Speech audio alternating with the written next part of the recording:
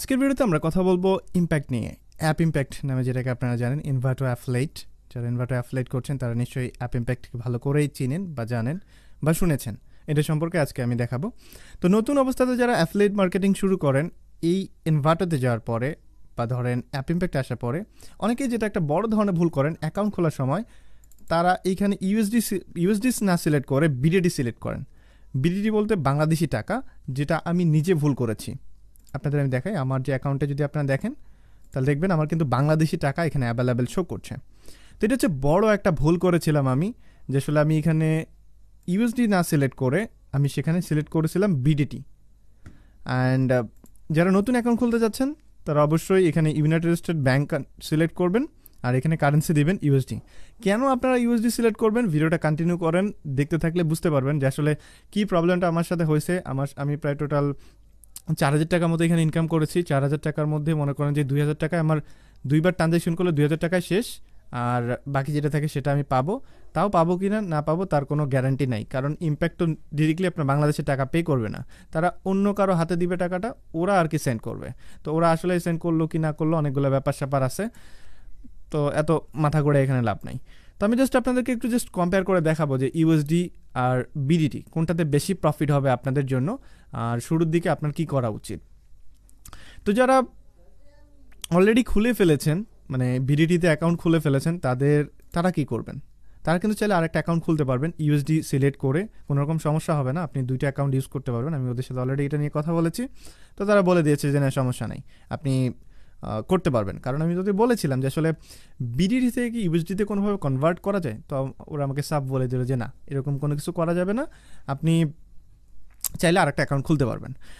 তারপরে আচ্ছা, আমি আপনাদের একটু পেমেন্ট বিষয়টা নিয়ে দেখাই। আমি যে কারণে আজকে ভিডিওটা বানাচ্ছি তার মেইন যে প্রবলেমটা সেটা হচ্ছে পেমেন্ট। আমি পেমেন্ট উইথড্র দিয়েছিলাম 9 তারিখে, বাট আজকে অবধি কোনো রকম পেমেন্ট পাই নাই।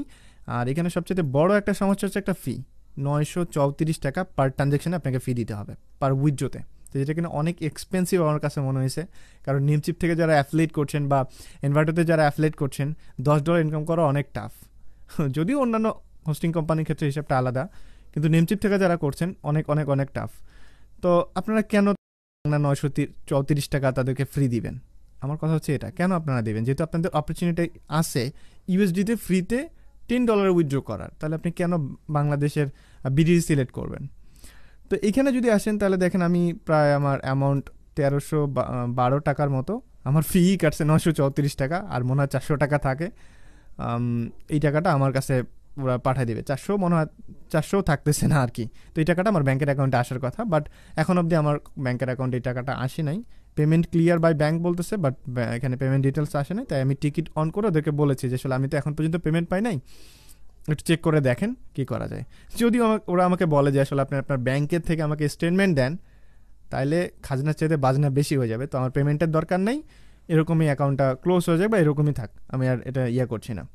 কারণটা হচ্ছে আমি যখন একটা স্টেটমেন্ট নিতে যাব, আমার যাওয়া আসা ভাড়া, স্টেটমেন্ট খরচ অ্যারাউন্ড 500 থেকে 600 টাকা খরচ হয়ে যাবে, আর আমি এখান থেকে পেমেন্টই পাবো মাত্র 400 টাকা, আর প্রত্যেকবার আমাকে প্রায় 934 টাকা প্রত্যেকটা উইথড্রোতে ট্রানজ্যাকশনে ফি দিতে হবে। তাহলে কেন আমি এই টাকাটা তাদেরকে দিব? তো যেটা বললাম, অ্যাকাউন্ট খোলার শুরুতে ইউএসডি করে নেবেন। তো যাই হোক, এখন আমি দেখাই হলো ইউএসডির যে সুবিধাটা সেটা আপনাদের একটু দেখাই, তাহলে আপনারা অনেকটাই বুঝতে পারবেন। তো আমি দেখেন ইউএসডিতে আজকে মনে হয় একটা উইথড্র দিছে, এটা এই যে আজকে উইথড্র দিছে, মানে ওরা অটোমেটিক টাকাটা সেন্ড করে দিছে আর কি। তো আমার $15.72 যেটা কিনা ওরা সেন্ড করছে। এই যে এটা হলো আপনার পেওনিয়ারের যে অ্যাকাউন্টগুলো পাওয়া যায় ইউএসের অ্যাকাউন্ট, ওগুলাতে আর কি আমি অ্যাড করছিলাম এখানে একটা। তো আমি আপনাদের একটু দেখাই যে আসলে বিষয়টা, এখানকার যে চার্জের বিষয়টা দেখলে অবাক হয়ে যাবেন যে আসলে বিডিটিতে যত টাকা চার্জ করে এখানে ওইরকম চার্জের কিছুই নেই। এই দেখেন, আমি যদি ব্যাংকের অ্যাকাউন্ট আপনাদেরকে দেখাই তাহলে আপনারা দেখতে পারবেন হলো গিয়া এখানে আমি আমার যে পেওনিয়ারের যে অ্যাকাউন্ট আছে সেটা আমি এখানে অ্যাড করছি, আর এখানে ব্যাংকের অ্যাকাউন্ট নাম্বারটা শো করতেছে, নাম শো করতেছে, আর এখানে রাউটিং নাম্বার যেটা সেটা শো করতেছে। আর এইটা কিন্তু কোনো রকম চার্জ নেই, এটা পুরোটা ফ্রি, কোনো রকম আপনাকে পে করতে হবে না, কোনো রকম ফিও দিতে হবে না এইটার ক্ষেত্রে বরঞ্চ। তাহলে দেখেন, আমরা যদি বাংলাদেশে উইথড্র করি তাহলে আমাদের টোটাল 934 টাকা ফি দিতে হচ্ছে, অ্যারাউন্ড হিসাব করে দেখলে $11 বা $10 উপরে যাইতেছে। আর এখানে $10 হলে আপনাকে সেন্ড করে দিবে তারা, কোনো রকম আপনাকে খরচ দিতে হবে না। তাহলে আপনারাই চিন্তা করে দেখেন কোনটা আপনাদের জন্য বেশি প্রফিটেবল হচ্ছে, কোনটা আপনাদের জন্য ভালো হচ্ছে। আমার কাছে পার্সোনালি যদি বলি, আমার কাছে পেওনিয়ারটা অনেক ইজি মনে হয়, কারণ এটা অনেকটা ইজি আমার কাছে মনে হয়। আমার কাছে ডলার আসলো, আমি সেল করে দিলাম, সঙ্গে সঙ্গে বিকাশে ক্যাশ করে নিতে পারলাম। তো আমার কাছে একটু ইজি মনে হয়। তো আপনারা যেটা করতে পারেন, পেওনিয়ারের ব্যাঙ্ক অ্যাকাউন্ট অ্যাড করতে পারেন। যারা অলরেডি বিডিটিতে অ্যাকাউন্ট খুলে ফেলছেন তারা অ্যাকাউন্ট ক্লোজ করতে পারেন, অথবা আলাদা নতুন একটা অ্যাকাউন্ট খুলতে পারেন, খুলে আবার নতুন করে কাজ শুরু করতে পারেন। আমি আপনাদেরকে রেকমেন্ড করব, কারণ ভুলেও বিডিটিতে যায় না। আর অনেকেই চিন্তা করছেন যে আসলে আমার এই টাকাটা আবার আসে কিভাবে, মানে আমার যে অ্যাকাউন্টে যে টাকাটা দেখতে পাচ্ছেন এখানে টাকা আসছে, আবার আরেকটাতে দেখলেন ওইখানেও টাকা, আবার সিজেতে অ্যাফিলিয়েট করছি। আমি মেন যে নেমচিপে যে অ্যাফিলিয়েট সেটা সিজে থেকে করছি, কারণ মাঝখানে এই প্রবলেমগুলোর কারণে আমি আর কাজ এখানে কন্টিনিউ করিনি। তো আমার যে ইয়াগুলো যদি আপনারা দেখেন আমার ভিডিও ডিসক্রিপশনে আমি কিন্তু মোটামুটি হোস্টিংয়ের লিঙ্ক, তারপরে ইনভার্টার যদি কোনো থিমের রিভিউ দেই সেই থিমের যে লিঙ্কটা সেটাও আমি কিন্তু এখানে ধরাই দিই। তো এতে করে মানুষ যদি এখান থেকে পারচেজ করে সেক্ষেত্রে আমাকে প্রায় একটা কমিশন দেয় আর কি। এটা হচ্ছে অ্যাফিলিয়েটটা আমার, এভাবে আর কি টাকাটা আসে আর কি। তো আশা করি বুঝতে পারছেন যে আমার কিভাবে ইনকাম হয়।